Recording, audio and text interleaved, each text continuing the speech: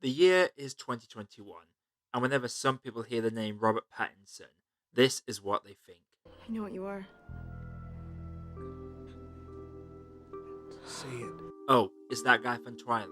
This has been some people's responses to him for over a decade, and has even been the sole reason that some believe he will tank as Bruce Wayne in next year's The Batman. Considering the Twilight franchise ended nearly a decade ago, and it's been a year to the day since I uploaded my Matt Reeves video, I figured it's about time I took a look at the man chosen to don the cowl and ask the question, is Robert Pattinson underrated?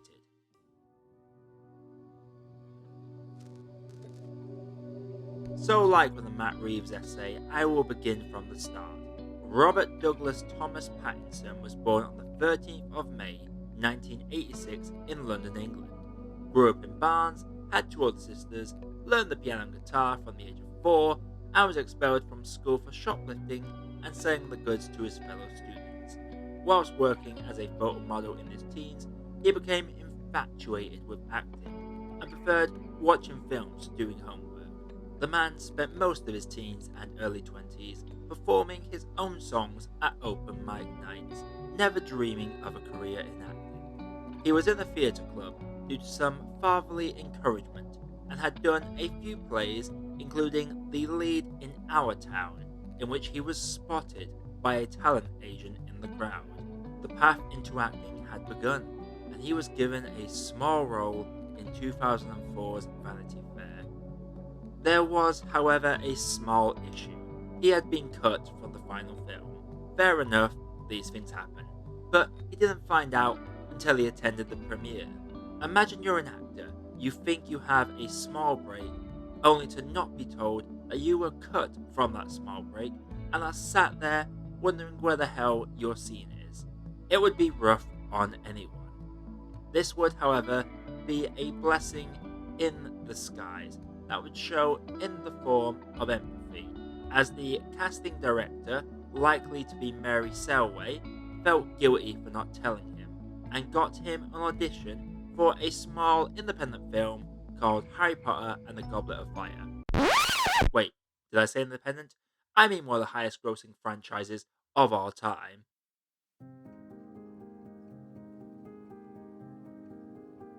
As you are probably aware, the role that introduced him to a wider audience was not Mr. Sparkle's Edward Cullen, but handsome Mr. Hufflepuff Cedric Diggory. This was hardly a breakout role, but he did have his name on a worldwide phenomenon, and his character's death marked a big turning point in the series, as it would be the first major non-antagonist death in the franchise. Robert Pattinson has been open about enjoying the experiences on that Harry Potter set. When talking about the press tour for the film, he speaks of being a hotel in Tokyo, wondering how this has happened, and states he would not be acting if it wasn't for that feeling and experience. After the initial rush of fame, he deliberately chose some smaller roles in TV movies and British productions, starring in such projects as The Haunter Airman, Bad Mother's Handbook, Little Ashes, and How to Be. He would of course send audition tapes to America, and one such tape landed him an in-person audition. Whilst that audition didn't pan out, he did attend another audition whilst in town for what he understood to be an indie movie based on a low-profile book about a vampire. He was the last of 3,000 actors to audition, and the rest was history.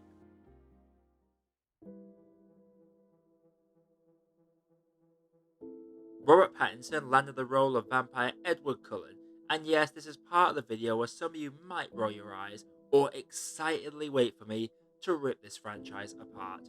But allow me to stop quoting from online articles and IMDb bios for just a second here, and offer my food for thought about this franchise. The Twilight movies are not great movies, but I feel a lot of the hate is based on insecurities and annoyance at the rabid fan base that came with Twilight. It effectively became the movie equivalent of the Justin Bieber hate, where many young women adored it and young men would dismiss it in some very questionable slurs that could open a much wider conversation. It also didn't help that this franchise began in the midst of the Harry Potter franchise. We had two book franchises written by people that would turn out to have questionable morals, both had rabid pre existing fan bases, and the fact that Robert Pattinson here featured in both also led to some possessive rivalry between the two fan bases. The late 2000s was certainly a weird time. I will be honest, it was the hate of the movie that made me curious to watch it. It is true what they say, there is no such thing as bad publicity. For me, the acting is indeed wooden and stilted, but honestly, it is the writing and the screenplay that fails the movie, as both leads have both proven since that they are really talented in their craft. What I'm trying to say is, no matter how good a cook you are, if you are given bad ingredients, the meal that you provide will always be subpar. And before anyone says why the good actors pick such bad movies, at the end of the day, this was a franchise. If I had to choose between an entry level job at a small independent company that would take me years to build my craft, or I was offered a job at a known franchise with an existing fan base that I was deemed good enough for, that could take my career on track faster, you better believe I would take the latter, and I'm sure most people would. At the end of the day, these were relatively unknown actors at the time. Getting back to facts though, the Twilight franchise would last between 2008 and 2012 and grossed 3.3 billion across 5 movies. And for those of you that hold Rotten Tomatoes as gospel, all 5 movies hold a Rotten Critics score, but they all hold a fresh audience score. And the pool of audience reviews is considerably vaster than the critical reviews, and no doubt has people trying to bomb the movie as well as those that would give it 5 stars out of principle. Clearly, these films did enough to satisfy the original fan base. Getting back to Robert Pattinson though, he has made his feelings on the franchise pretty clear. As a well-known shy individual, suddenly having people staring at him wherever he went would be quite unnerving, and he would become quite averse to flights as that would mean airports. And in 2011, in an interview with Vanity Fair, he talked about a cathartic road trip in which he and his 2 friends found the bar where not a single individual recognized him, but that catharsis quickly went away as fans heard about where he was and showed up outside that very same bar on the same night. In an interview with Metro in 2009, he talked of inviting a stalker out to dinner just to bore her away, and in the same Vanity Fair interview from earlier, when asked about the role of Edward Cullen, he described it as virtually any actor doesn't want when it comes to having a single role you are recognized for.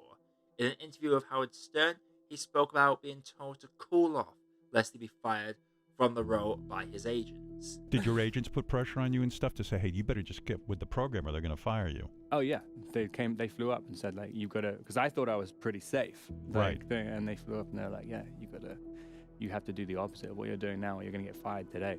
In interviews since, he has softened on the films and has even called the soundtracks ahead of their time in an interview with Billboard. But from the times of being on set, it was clear he wanted to break away from that role of Edward. And as you will find out, he has done exactly that.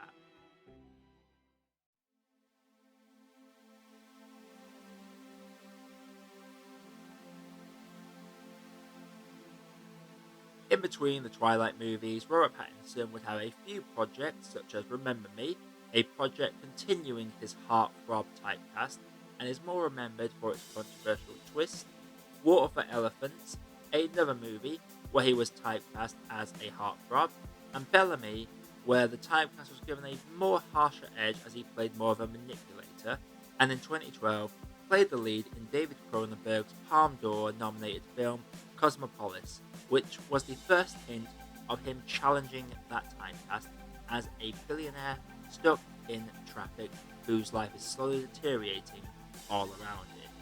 This scene in particular stands out as he quietly grieves over the death of his musical idol in a subtle yet emotional moment. In an interview with the Vancouver Sun, he stated that before he did the movie, he was fully intending on hiding for a couple of years, but it fully reinvigorated his ideas on acting. Going forward, I'll try to present more examples of his acting as we move to the post-Twilight era. and where he would begin to leave his mark on the independent scene and work his way to big standalone blockbusters.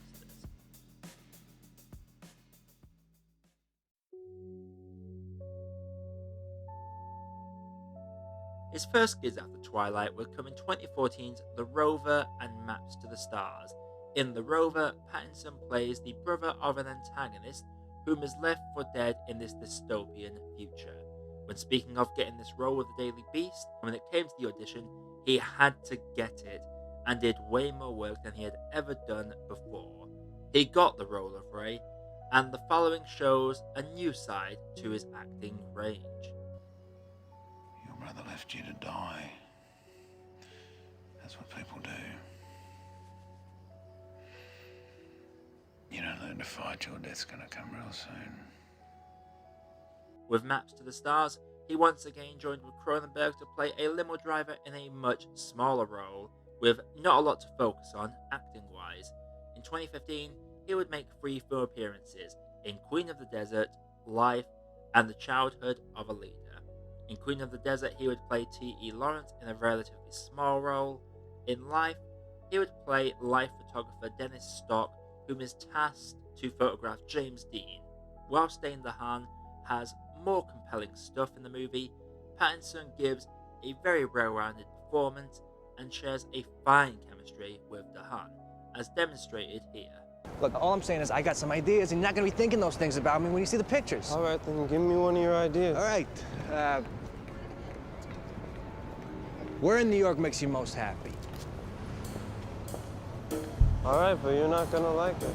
In Childhood of a Leader, he plays a dual role, which I will not spoil for those of you that have not seen the movie. This run of films was the result of picking based on director's vision, and when questioned on this by a reporter from Kinowetter, he had this to say.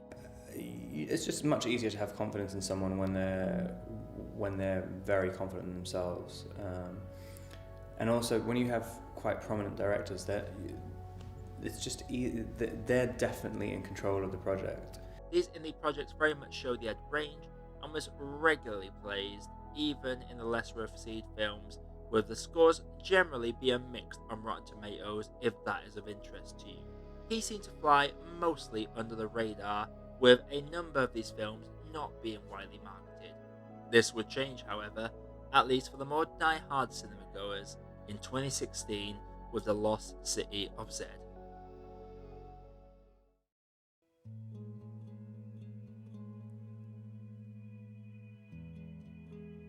In The Lost City of Z, Pattinson played a supporting role of Henry Costin, alongside Charlie Hunnam, in which he lost 35 pounds and grew a now infamous beard, in a role described as a terrific character turn by Roger Ebert.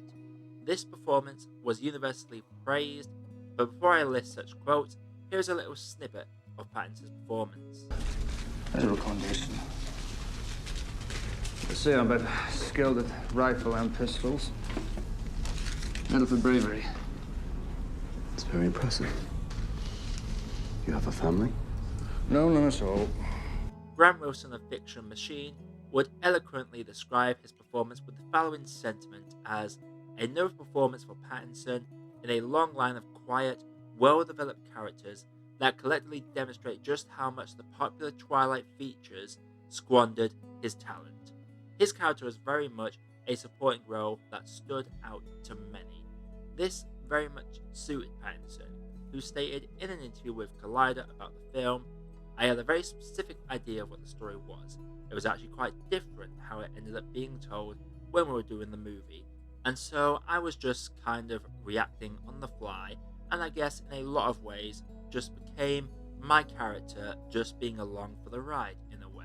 Keith Ulrich of Brooklyn Magazine has branded Pattinson's performance in it as a subtle scene stealer. Pattinson would immediately follow this up with 2017's Good Time, which would be his most critically acclaimed movie, standing at a 92% on Rotten Tomatoes. In it, he plays a man named Connie, and rather than tell you about his performance, just observe a few seconds. You're better than me. I am better than you. You're an ignorant fuck, bro. No one's better than any next man, all right? You don't know me from Adam. The second you got here, went to the booze and you got fucked up. But that's fine. So That's just who you are. You're a fuck up. That's it. I don't care. Okay, Whatever. yeah, I don't yeah. give a shit. This performance and the film received widespread critical and audience acclaim, with Kevin Maher of The Times describing Pattinson's performance as an incendiary central performance. Pattinson delivers a sunken-eyed, shell-shocked performance, was what Steve Prokopi wrote for Third Coast Reviews. To say that Pattinson has shown his acting chops by this point would be a cruel understatement. So I will briefly touch on his other works up until now. He would star in a number of films over the next few years, such as Damsel, High Life, and of course the now infamous role of The Lighthouse alongside Willem Dafoe. I can go into what the critics say about these performances, but to be perfectly honest, you should watch some of these films for yourselves. If you are only familiar with Pattinson because of Twilight, you are robbing yourself of some brilliant performances and some pretty decent films, and I encourage you to give them a look. However, it's time to get to the tail end of this video with the film that casual moviegoers consider to be his first reappearance since Twilight.